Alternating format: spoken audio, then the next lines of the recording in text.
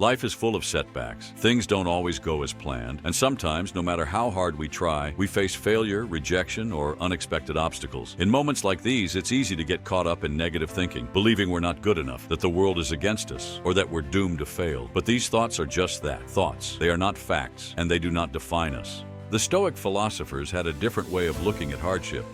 Instead of seeing obstacles as roadblocks, they saw them as opportunities to grow, to test their resilience, and to become stronger.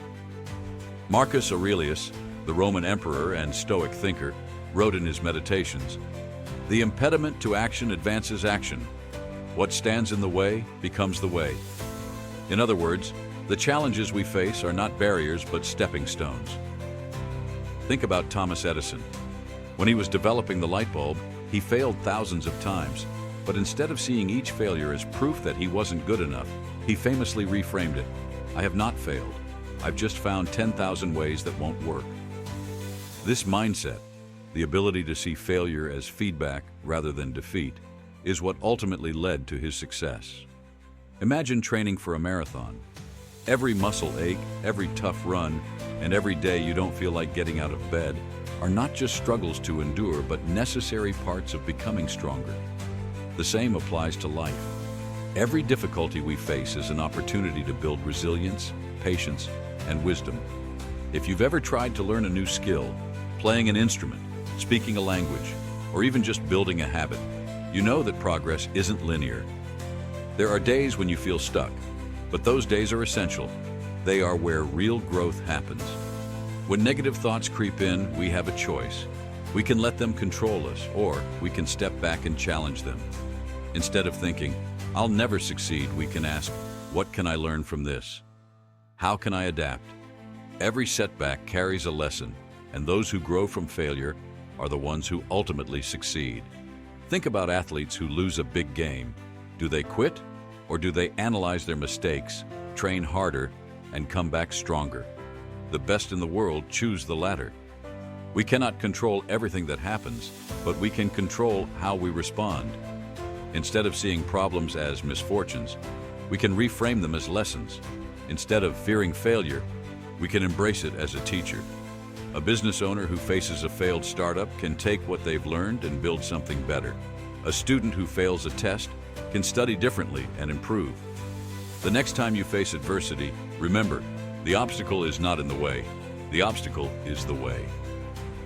Introduction. Imagine waking up every morning with a clear sense of purpose, knowing that no matter what life throws at you, you have the tools to stay focused and resilient. Think about the world's most successful people, athletes, entrepreneurs, great thinkers. What sets them apart? It's not just intelligence or luck. It's self-discipline. It's emotional detachment. It's the ability to rise above negativity, to push through discomfort, and to take control of their own minds. Today, we're going to explore how you can train your mind to see adversity not as an obstacle, but as an essential tool for growth. We'll look at real-life examples, practical steps, and ancient wisdom that will help you cultivate self-discipline and emotional detachment. Let's dive in. Lesson 7. The power of self-discipline and taking action. Negative thinking thrives in an unstructured, chaotic mind. If you don't set clear intentions for yourself, your thoughts will drift towards doubt, worry, and procrastination. This is why self-discipline is crucial.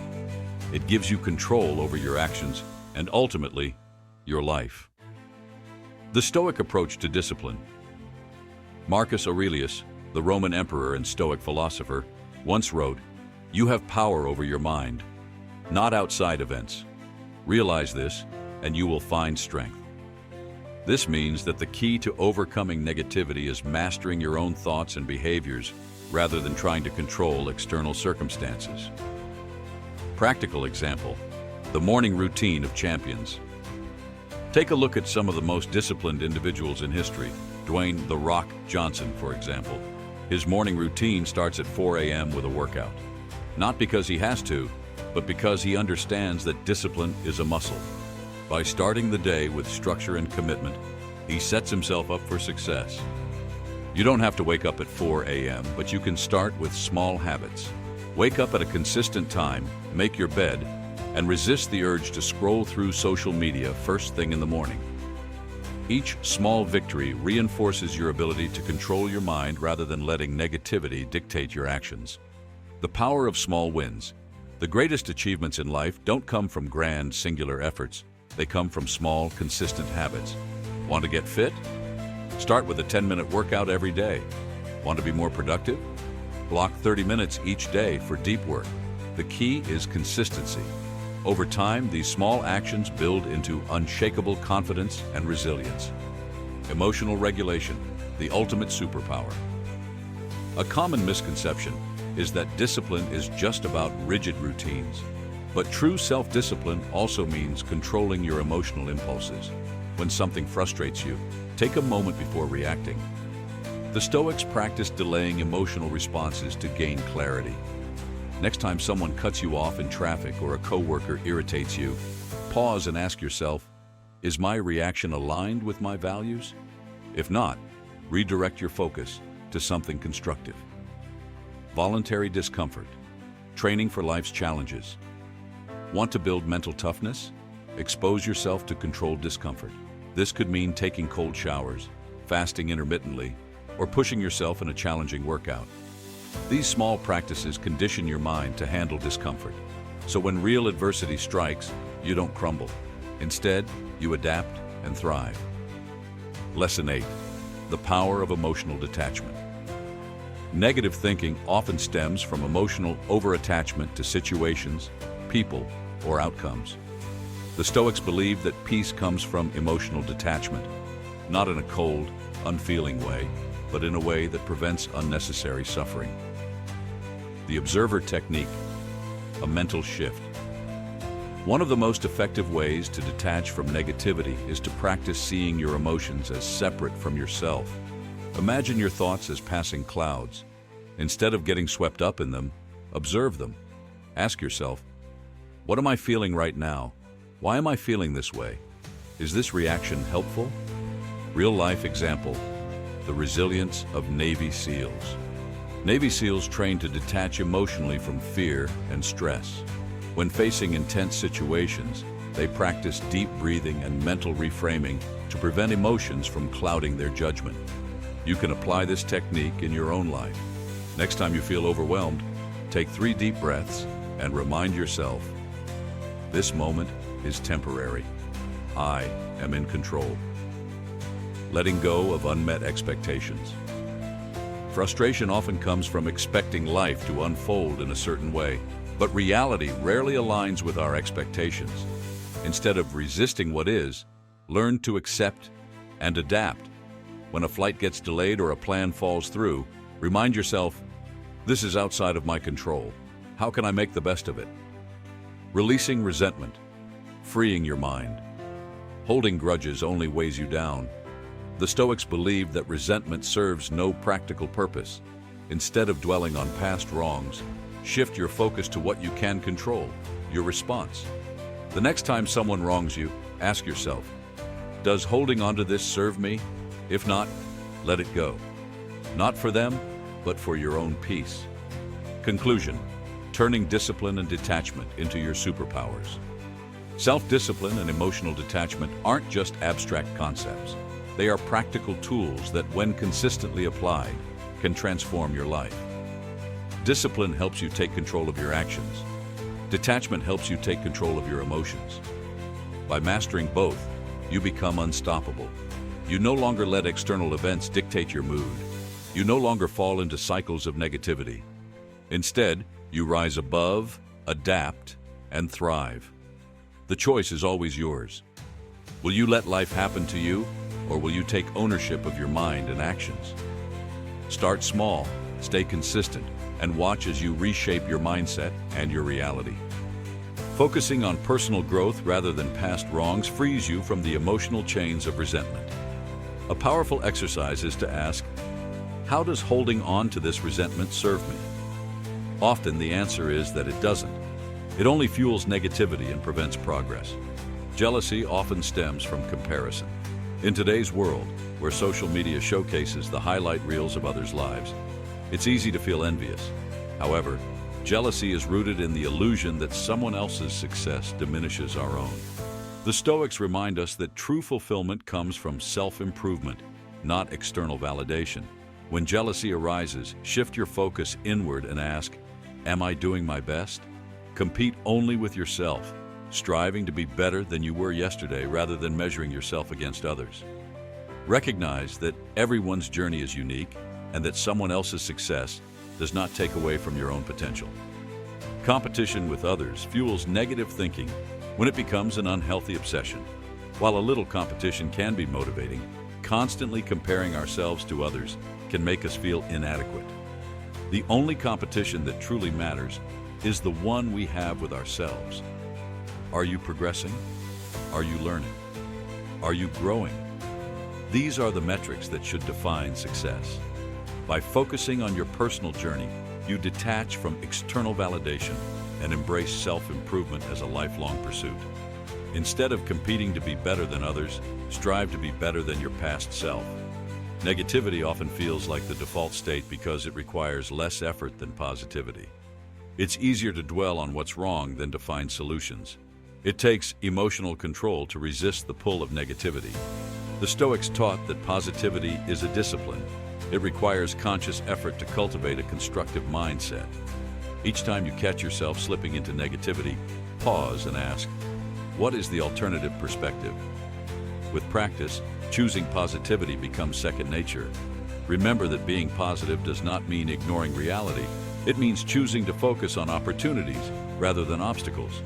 We often react negatively because it gives us a sense of control over uncertainty. However, negativity does not change reality. It only distorts our perception of it. Emotional detachment helps us respond rather than react. Instead of immediately assuming the worst, train yourself to pause and assess the situation with clarity. This simple act of delaying reaction weakens the grip of negative thinking and allows rationality to take charge. A good habit to develop is mental time travel. Ask yourself how you'll feel about this situation a month or a year from now. This perspective often reveals that what seems overwhelming in the present is temporary and manageable. One way to cultivate emotional control is through self-awareness. Pay attention to your triggers. What situations or thoughts typically lead to negativity? Once you identify patterns, you can work on disrupting them. If social comparison triggers jealousy, limit exposure to sources that fuel that emotion. If unmet expectations lead to disappointment, adjust your mindset to accept uncertainty rather than resist it. Self-awareness is the first step to mastering your emotions. Keeping a reflection journal where you track negative emotional triggers can help you build awareness and develop strategies to manage them better. By mastering emotional detachment, you gain control over your inner world. You become less affected by external circumstances and more capable of handling challenges with clarity and resilience. Instead of allowing emotions to hijack your decision-making, you cultivate the ability to process them in a constructive way. This gives you the freedom to respond rather than react, to act with intention rather than impulse. The goal is not to suppress emotions, but to prevent them from dictating your thoughts and actions. Many people mistake emotional detachment for indifference, but in reality, it is a form of emotional intelligence. It is about recognizing emotions, understanding them, and choosing whether or not to let them influence you. Detachment allows you to feel deeply without being consumed by feelings of anger, anxiety, or despair. Emotional detachment is especially useful when dealing with criticism, failure, or disappointment. When you detach from your ego, you no longer take failure personally. Instead of internalizing mistakes as reflections of your worth, you see them as opportunities to learn and improve. The same applies to criticism. Rather than feeling wounded by harsh words, assess whether they offer any valuable insight and discard the rest. Another benefit of emotional detachment is that it frees you from the need for external validation. Many people suffer from negative thinking because they place too much importance on the opinions of others. By detaching from this need, you develop a sense of self that is independent of praise or criticism. Your self-worth comes from within, not from the shifting judgments of those around you. One of the most difficult aspects of emotional detachment is resisting the pull of immediate emotional gratification. It is easy to indulge in anger, self-pity, or resentment because these emotions provide a temporary sense of satisfaction. However, true emotional mastery requires the discipline to step back, assess the situation, and choose a response that aligns with your higher values. Emotional detachment also helps you break free from negative mental loops. Many people get stuck replaying past mistakes or worrying about future outcomes. By detaching from these thoughts, you bring your focus back to the present moment, where you have real power and control.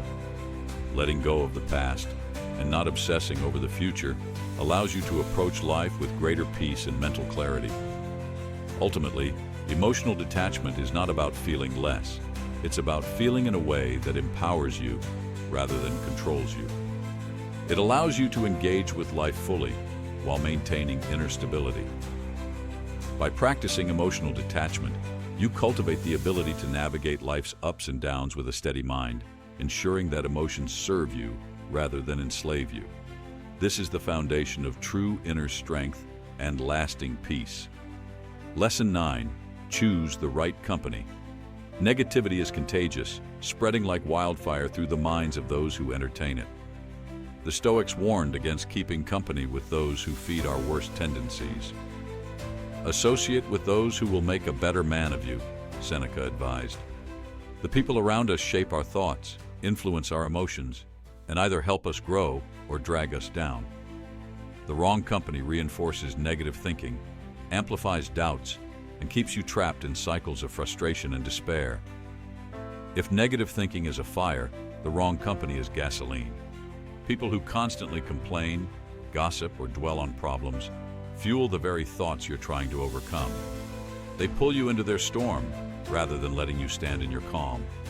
Before you realize it, their negativity becomes your default mode of thinking, making it harder to see possibilities and solutions. On the other hand, surrounding yourself with people who uplift, inspire, and challenge you can be a game changer. Positive, growth-minded individuals serve as mirrors, reflecting your potential, not your fears. They challenge you to rise above self-doubt, to see obstacles as opportunities, and to approach life with resilience rather than defeat. Lesson 10. Memento Mori, the ultimate perspective shift. Nothing kills negative thinking faster than remembering that life is short. The Stoics meditated on death daily, not to be morbid, but to put things in perspective. You could leave life right now. Let that determine what you do, say, and think, Marcus Aurelius wrote. Life's fleeting nature makes our worries seem insignificant when viewed from a broader perspective. When negative thoughts arise, remind yourself, will this matter on my deathbed? If not, why waste another moment on it? By contemplating the impermanence of life, you free yourself from the grip of trivial concerns and focus on what truly matters. Negative thinking is not harmless. It is a thief, stealing your peace, confidence, and potential. The Stoics did not allow their minds to be ruled by destructive thoughts, and neither should you. With these 10 lessons, you now have the tools to kill negative thinking before it kills you. The choice is yours. Will you let negativity win, or will you master your mind and take control of your destiny? The war is fought in the mind. Now go and win it.